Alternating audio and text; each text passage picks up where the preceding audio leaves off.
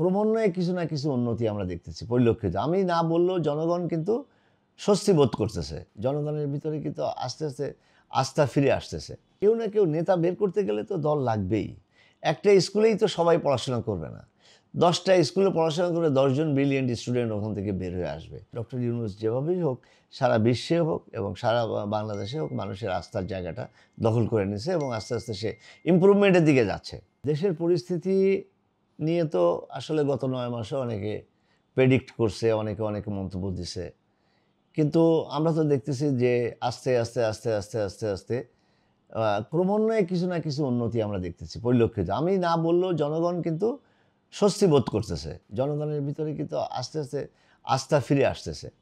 তো সেই ক্ষেত্রে তো জনগণের যে প্রেডিকশনটা ছিল আগে যে এই সরকার বেশি দিন চালাইতে পারবে না, কিন্তু সেই জায়গাটা তো ডক্টর ইউনূস যেভাবেই হোক, সারা বিশ্বে হোক এবং সারা বাংলাদেশে হোক, মানুষের আস্থার জায়গাটা দখল করে নিয়েছে এবং আস্তে, আস্তে সে ইমপ্রুভমেন্টের দিকে যাচ্ছে।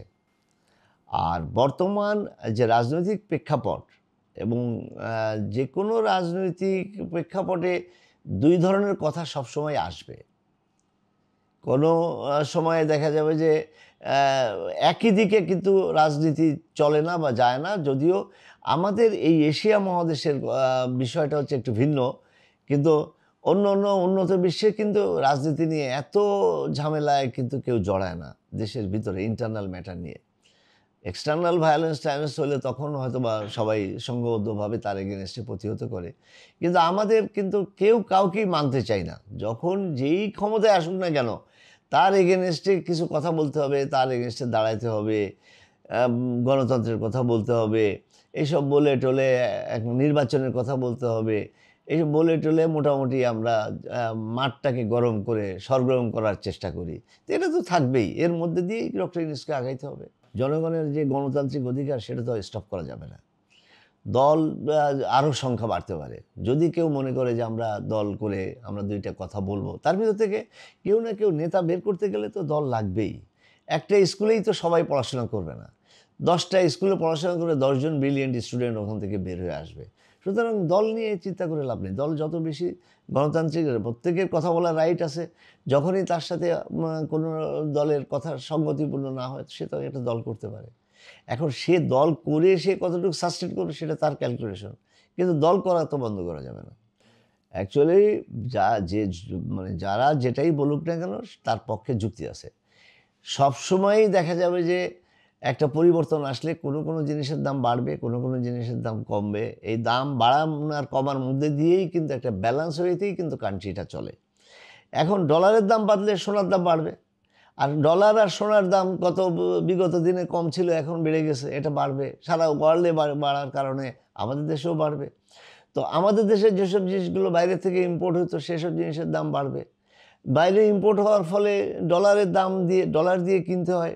আমাদের ডলারও ক্রাইসিস ছিল, যে কারণে হঠাৎ করে আমাদের ডলারের দামই তো বেড়ে গেছিলো। তো ডলারের দাম বেড়ে গেলে ডলার দিয়ে যেই জিনিসগুলো কেনা হবে, সেই জিনিসগুলো তো দাম বাড়তেই থাকবে। আবার আমাদের দেশের উৎপাদিত সম্পদ যেগুলো, তাদের দাম কিন্তু কমতেছে। এই রোজার মাসে কিন্তু সব জিনিসের দামই কম ছিল। মানুষের সহনশীলতার ভিতরে ছিল। এখনও বাজার কিন্তু মানুষের সহনশীলতার মধ্যেই আছে।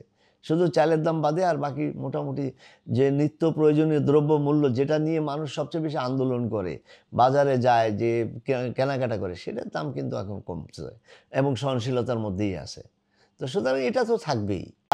যুদ্ধের কারণে যদি কোনো জিনিস উৎপাদন ঠিকমতো না হয়, ট্রান্সপোর্টেশন ঠিকমতো না হয়, তো আমাদের দেশের মাল ওই যেটা ভারতে যাওয়ার কথা সেটা যদি না যায়, অথবা ওদের দেশের যে জিনিস আমাদের দেশে না আসে, তাহলে তো আমরা ক্ষতিগ্রস্ত হব। আর আমরা আমাদের ভূমিকাটা হচ্ছে সবচেয়ে মুখ্য এখানে। আমরা কি ভূমিকাটা রাখবো এখানে? এইখানে আমাদের যে ভূমিকাটা রক্ষা করা দরকার, যেভাবে আমাদের বোঝা উচিত, সবাই যদি সেইভাবে বোঝে, তাহলে আমাদের ক্ষতি হওয়ার কথা না। কিন্তু আমরা যদি উল্টা বুঝি, তাহলে তো ক্ষতি হবেই। বিপ্লব কিন্তু মানুষকে আনরুলি করে। একটা বিপ্লব যখন হয়ে যায়, তখন মানুষ কিন্তু আনরুলি হয়ে যায়। বিপ্লবে মানুষকে শৃঙ্খলার মধ্যে আনতে পারে না। যখনই দেখা যায় যে একটা বিরাট সরকারকেই তারা পতন ঘটায় দিছে, তাদের কাছে তখন আর কিছু মনে হয় না, কোনো আইন শৃঙ্খলা কোনো কিছুই মনে হয় না। এটাকে আস্তে, আস্তে তাদের ম্যাচুরিটি এসে যাবে, কিছুদিনের মধ্যেই দেখবেন সেটেল হয়ে গেছে। এটা বেশি সময় লাগবে না এটা সেটেল হতে। যেমন আপনি বললেন যে আইন শৃঙ্খলা বাহিনীকে তারা সম্মান করতেছে না। তার মানে কি আপনার ভিতরে এই বোধটা আছে যে সম্মান করা দরকার।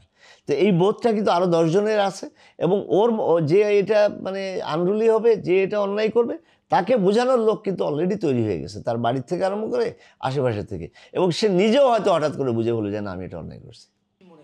অ্যাকচুয়ালি এখানে ডক্টর ইউনূস গণতন্ত্রটাকে প্রাধান্য দিয়েছে, যে কারণে সে চিন্তা করছে যে যদি আমার বাসার সামনে যদি আমার যাদের সমস্যা আছে, সমস্যাটা নিয়ে আসে, আমি বাসায় বসে বসে দেখতে পারবো, আমার কোনো সমস্যা নেই। জনগণ আমাকে এখান থেকে, এই দেশ থেকে তাড়ায় দিবে না। আমার বাসার সামনে আসছে, আন্দোলন করতেছে, আমি তাদেরকে বুঝাই দেবো, তারা চলে যাবে। যদি এরকম পরিস্থিতি হইতো যে ডক্টর ইউনূসের সিকিউরিটি দরকার, তাহলে ডক্টর ইউনূস সিকিউরিটি তখন চাইতো অথবা চাইবে। যখন তার সেরকম সিকিউরিটি দরকার, তখন সে চারিদিকে প্রোটেকশন দেওয়ার জন্য আর্মি, নেভি, এয়ারফোর্স, বিজিবি অথবা অন্য অন্য অর্গানাইজেশন সবাইকে দাঁড় করে রেখে রাস্তা বন্ধ করেও দিতে পারবে। এটা কোনো কঠিন ব্যাপার না। গণতন্ত্রে এটা আসে, নেতার বাড়ি পর্যন্ত লোকজন তাদের প্রবলেম থাকলে আসবে। এটাতে লজ্জা পাওয়ারও কিছু নেই, অন্যদেরকে বিস্মিত হওয়ারও কিছু নেই। সমস্যা থাকবে, সমস্যা নিয়ে মানুষ আগাইতে পারেই, এবং বিপ্লব কিন্তু এগুলো জন্ম দেয় আর কি, যে জনগণের চাহিদা জনগণ নেতার কাছ থেকে সরাসরি আন্দোলনের মাধ্যমে আদায় করবেই। নেতাকে আটকায় আদায় করবে, যদিও দেখতে বাইরের থেকে একটু খারাপ দেখায়, কিন্তু এটাই হচ্ছে নিয়ম। এর জন্য বিব্রত হওয়ার কিছু নেই।